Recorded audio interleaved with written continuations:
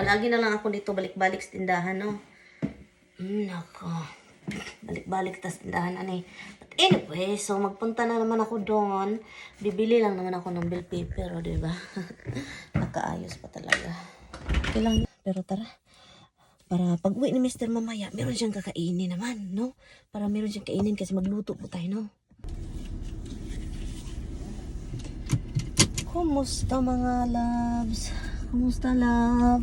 Love, love, love, love, dami, love mo. Grabe. Hala, ano yan? Pusa? Oh, may pusa. Namatay yung pusa. Nasagasaan. So mga loves, andito na tayo sa tindahan. Unang tindahan na puntahan natin kasi marami dito mga magagandang gulay eh. So dito ako palagi. So ito yung una kong punit, no? Okra, string beans. So ako lang ba yung bibili ng kalbasa pero kinakatok, no? Ako lang ba yun or lahat tayo mga Pilipino ganyan or mga magbubukid lang talaga. Kasi kapag kinakatok natin sila, mag-open joke lang, malaman natin na labo siya ba, labo, masarap, maganda yung quality. So sa tindahan na ito, marami palang mga aisle na iba't ibang country, no? Ito hindi ko alam kung anong country ito. At dito ko nabibili yung udong. Ito yung udong na sinasabi ko. So bumibili ako ng dalawa kasi meron ako sa bahay at ma-expire ito next year pa, February, no?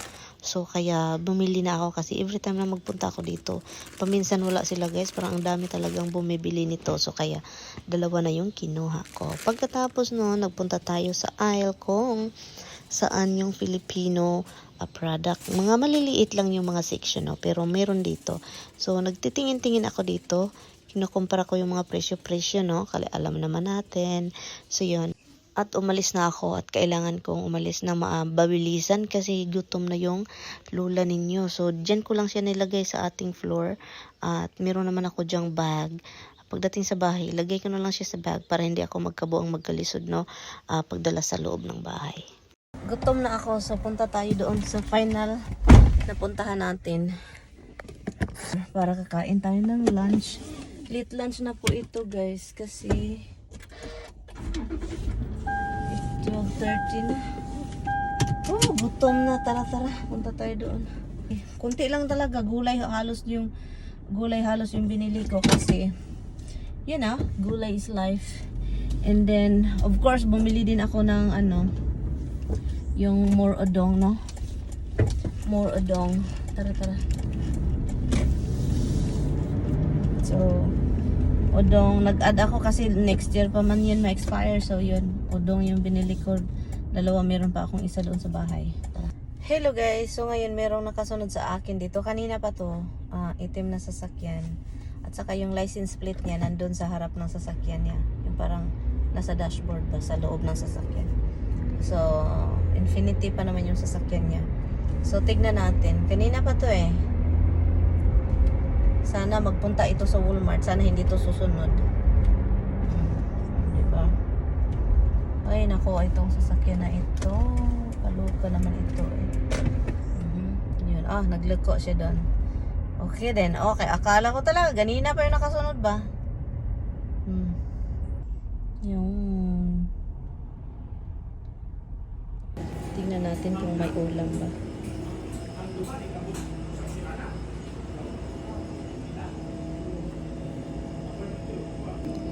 Palita!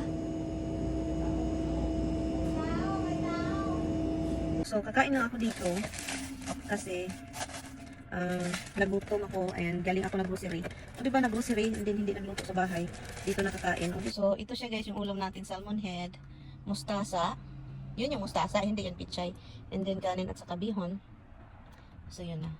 Nakanabal ko pas indemirian. And then yun. Kain tayo guys. Nahiya ako baka may tao ba? Sarap. Masarap gulay ba? Ang sarap ng mustasa guys. Masarap yung mustasa. Mapait-pait yung mustasa kasi pichay. Yung pichay hindi siya mapait.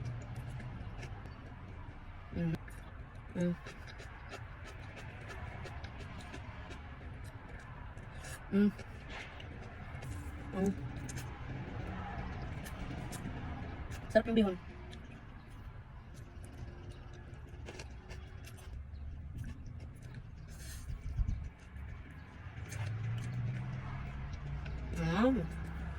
Nag-wash ako ng kamay.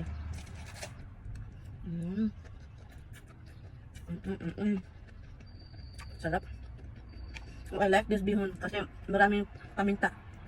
Masarap kapag may paminta yung bihon. Yung maraming paminta ba?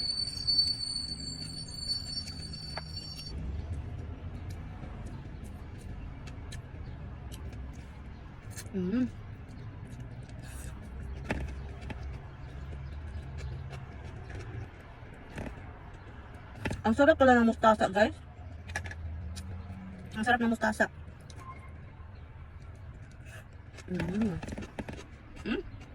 Ang sarap. Yun yung gusto ko, guys, yung may pait-pait ba?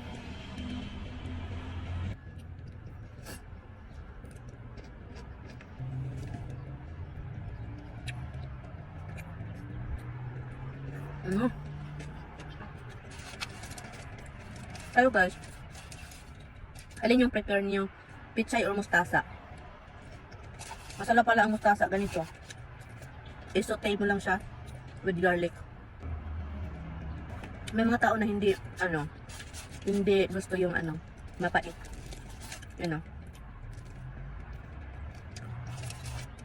May dalawang bata dito naglalaro.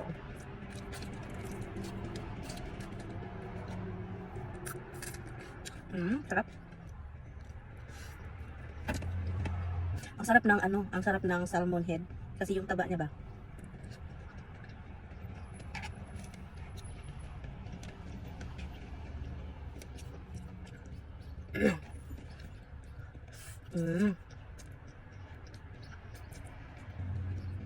Mustasa.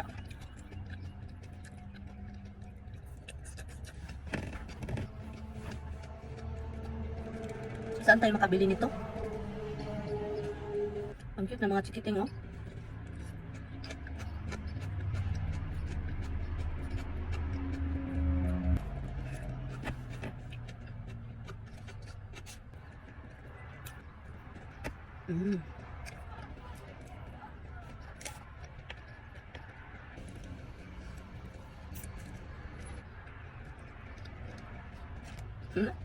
Nakita niya ako tumakbo.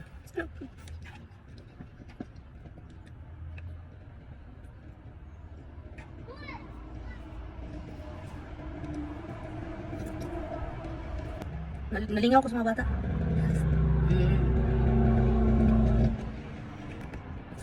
Enjoy ako tumitingin. Naglalaro ba? Nabusog ako. Ang pait ba? Ang sarap ng pait. Ang sarap ng pait. Delikado man yung mga bata magtakbo-takbo sa parking lot na malapit sa highway. Delikado. Baka may papasok na sasakyan dito. Takbo-takbo sila. Basta yung mga magulang ito.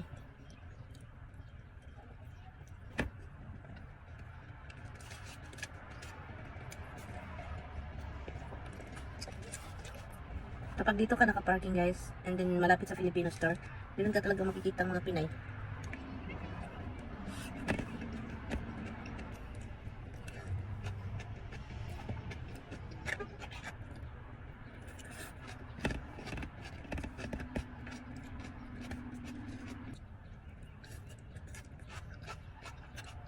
Hello mga loves! Kung umabot kayo dito sa huli, ano ba ang pinaka-paborito niyong gulay na dahon? Kasi ako, ang pinaka-paborito ko is pichay at malunggay, dalawa lang.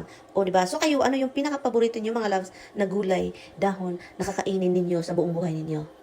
So yun guys, yun yung binili ko doon sa isang tindahan. At tapos na akong kumakain doon ako sa Food Bites, no? So, ngayon, tapos na ako ditong kumain. Dito ako sa sasakyan kumain and then, ang baho ng kamay ko. Baho ng salmon. Maghugas lang ako ng kamay and kunin ko yung binili na isda. Bumili ako ng bangus. So yun.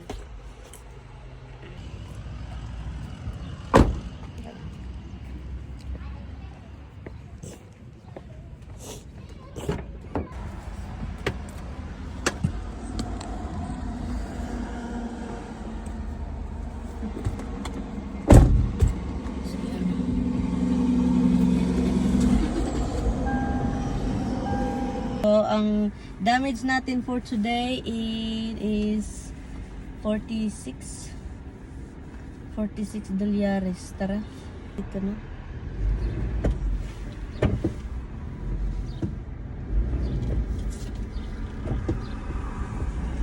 Buti na lang may camera itong maliit. Dito sa rear view mirror. Pero maliit. Hindi katulad ng ating hindi katulad ng ating sasakyan na isa, no? Yung Subaru. Kasi may talaga siya. May camera talaga siya sa na malaki dito. Umalis ako kanina, alam nyo bakit? Dahil nga gusto nating may makain si Mister pag uwi. Kasi mahirap na guys, wala akong luto-luto. Mga ilang days na, no? So kaya ito yung ginagawa ko pag uwi ko. Nag-bake ako ng sausage at kinat ko ng ganyan. At yun mga loves, habang niluluto natin ito kanina doon sa oven, nagkakat ako ng bell pepper na red at saka green, onion at garlic. So yun, ang ginawa ko is ginisa ko lang sila dito, no? Nilagay ko lang siya sa olive oil. And yun, nilagyan natin siya ng garlic. And yun, minix ko na siya lahat. Okay lang yan sila magsama, loves. Hindi lang yan sila mag-aaway, no? So, isama-sama na natin at hintayin natin mag-translucent. At yun, nilagay ko na yung ating sausage. And pagkatapos niyan, imimix lang natin siya. Lagyan lang natin siya ng paminta. Huwag na yung asin dahil po, ito po is sobrang malasa na po ito dahil sa sausage. Marami lang paminta kung gusto lang naman ninyo, di ba? Depende na yun sa inyo mga loves. Depende na yun sa inyo kung gusto nyo i-brown pa. At habang kausap ko yung asawa ko, guys, nagluluto din ako ng ating cauliflower, no? Kasi parating na daw siya dito. Nagdadrive na daw galing trabaho. Lagay ko lang yung olive oil, konti. And then, yung mga powder na gusto kong ilagay, like paprika, garlic, onion, at saka paminta, at asin. So, yun lang. At binibake ko siya, guys. And then, nilagyan ko din siya ng Parmesan cheese. O, si Roxy gutom na, diba? Habang naghihintay ako kay Mister, dito ako sa garden, naglagay ng pangpatay nung kung ano man yung kumakain sa ating sa ating pananim, like earthworm. At dumating na si Mister habang naglalagay ako ng mga, hindi yun fertilizer, pero yun, pangpatay yun siya kung ano yung kumakain ng ating mga pananim na gulay. So, andito na si Mister, guys.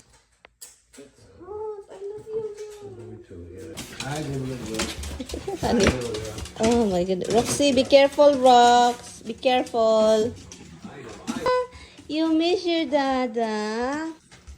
Are you happy with your dinner, love? Look at You know that. I like sausage, so. You do like sausage, right? Yep. And my string beans, Mister. You know me, I like everything bad for you. I don't know why. 'Cause- You grew up like that, though. yeah. It's just Everybody likes everything that's bad for them. Don't kid yourself.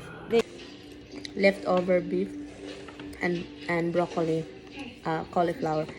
Hindi na ako kumakain ng pork. I try my best na talaga. So, madadamay si Mister nito dahil I'm not cooking pork. So, madadamay siya. Kumakain agad kami kasi gutom na si Mister. Wala daw siyang kain buong araw. So, thank you for watching.